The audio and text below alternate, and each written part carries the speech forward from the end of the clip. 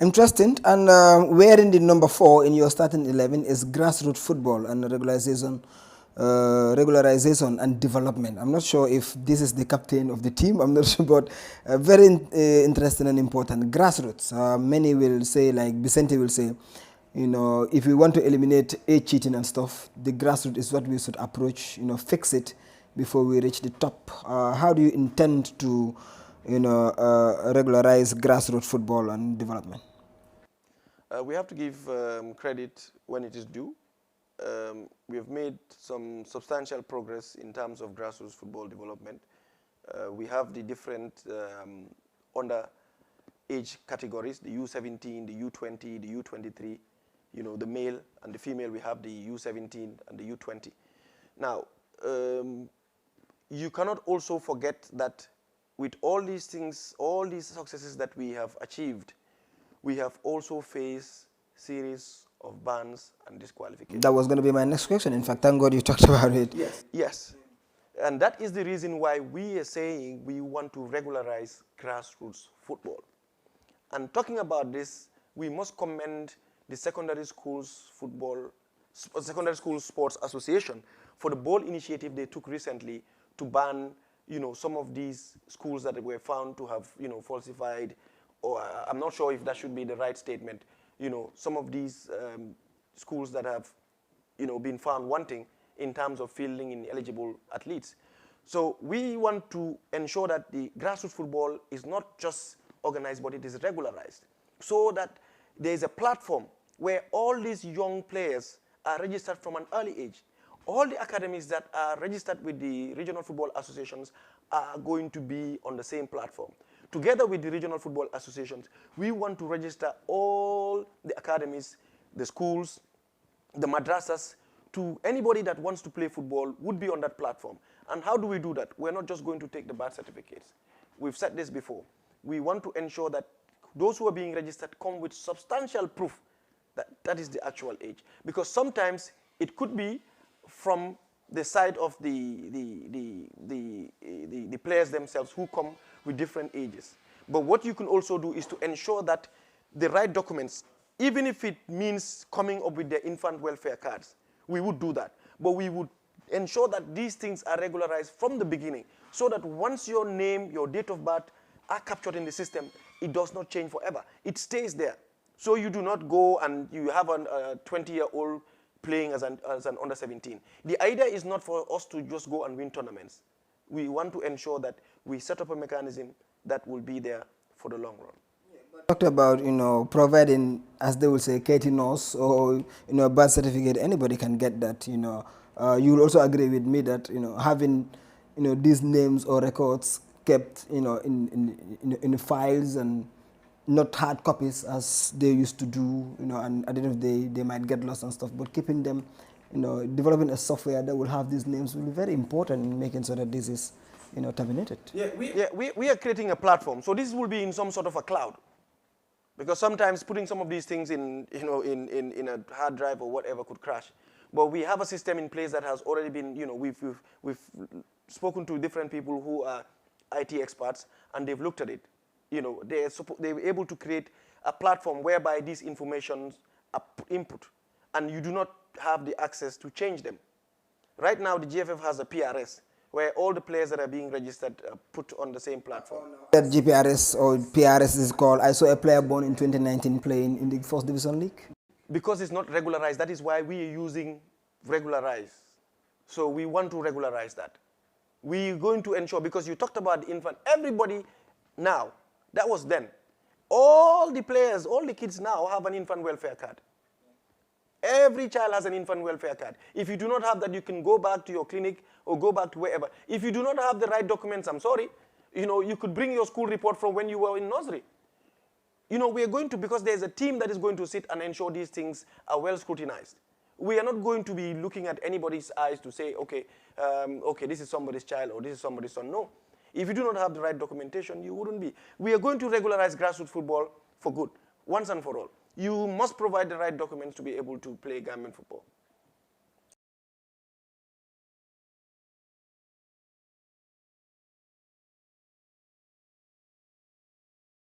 Let's go to your back four, and I will start with number 2, sustainable infrastructural development.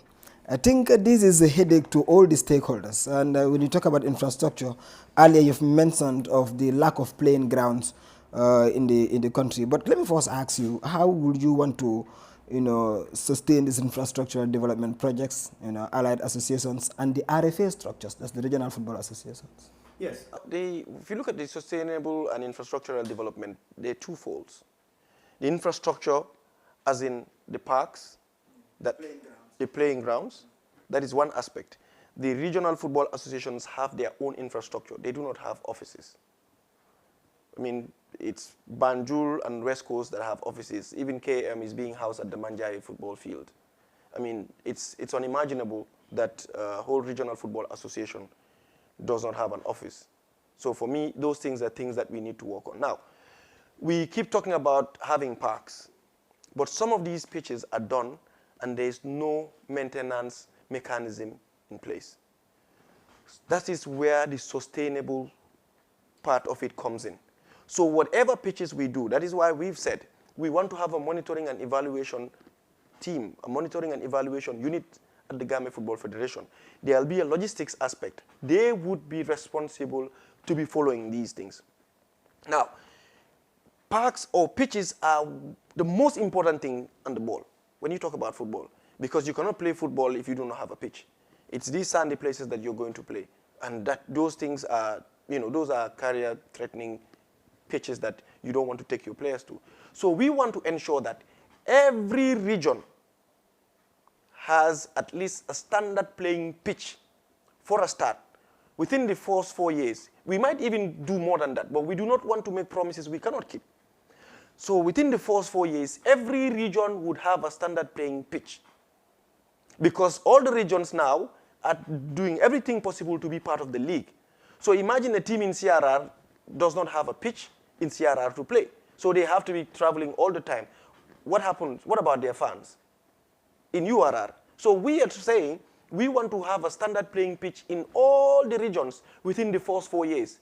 When we go beyond that, we would work on having a standard mini stadia.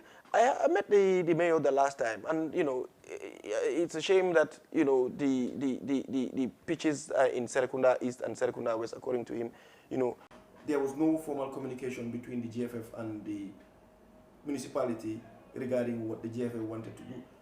Although, well, GFF had good intentions to do it, but I think it was misplaced priorities in the sense that instead of starting with the pitches, I mean, we were over-ambitious doing a lot of things, okay? But every aspect of the GFF has somebody who's responsible. You cannot go beyond what your roles and responsibilities are. So we are saying we want to ensure that every region has a standard playing pitch, and those pitches, once we have them, we have to put in a mechanism where somebody is trained to look after those pitches. There are times they can be used, there are times that we need to give them time to rest and rejuvenate and get back to their normal standard. If you do not have that in place, we continue to use these pitches all throughout, and then they get spoiled. Nothing happens. So if you have sustainable infrastructure in terms of the pitches, that is good.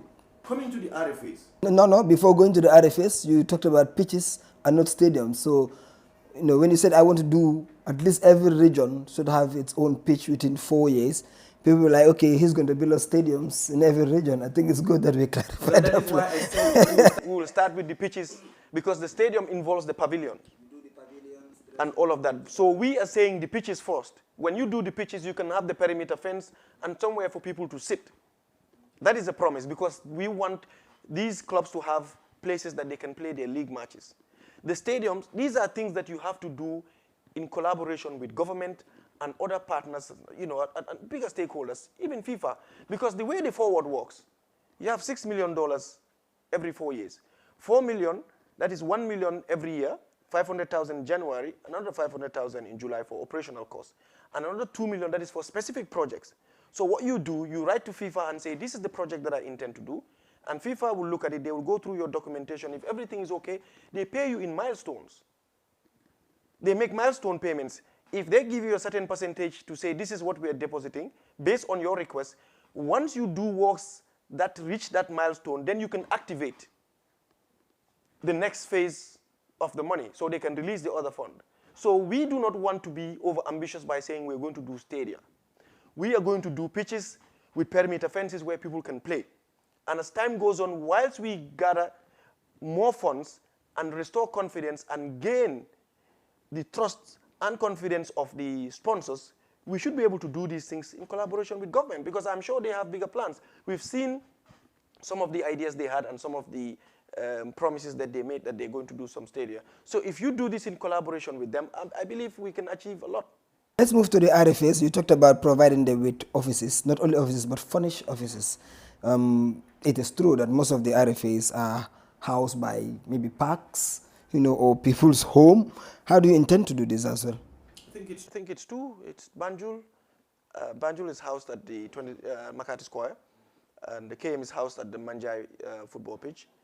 West Coast has their own offices. The others, I'm not sure, because I don't remember ever visiting any of those. We've been to the regions, and I have not visited any of their offices. But if the GFF is able to acquire funds to have a secretariat, so should the regional football associations, because they sort of mirror the GFF as the association that is responsible to manage the affairs of football in their regions. It is sort of a pyramid. We are doing a bottom-top approach. If you have the regional football associations responsible to run football in the regions, and they are supposed to take care of the third division clubs and the academies, they do not have offices. How do you expect them to keep simple files? Where do they put the resources, the materials that they're supposed to use to run the offices? They do not even have offices. How are they supposed to do their correspondences? Gone are those days when you have, an office being run in somebody's house or in a car. So what we want to do is to ensure that all these RFAs have a fixed abode, whereby if anybody has issues, the third division clubs can always go to their offices. They can meet them, just like the GFF. So whatever the GFF has, I think it should have transcended down to the RFAs. So if the RFAs do not have that, you cannot blame them for not performing. They do not have the right, the right equipment. So we want to ensure they are housed in proper places. Image is very important. Imagine having a guest coming from another country. You want to go and visit an RFA offices. You'd be embarrassed to go there and there is no office. So we want to ensure all these RFAs have their offices and the allied associations. They have somewhere where they can entertain people, where they can work on their, their programs and activities, so that they can deliver as, the yearnings and the aspirations of the people in their regions.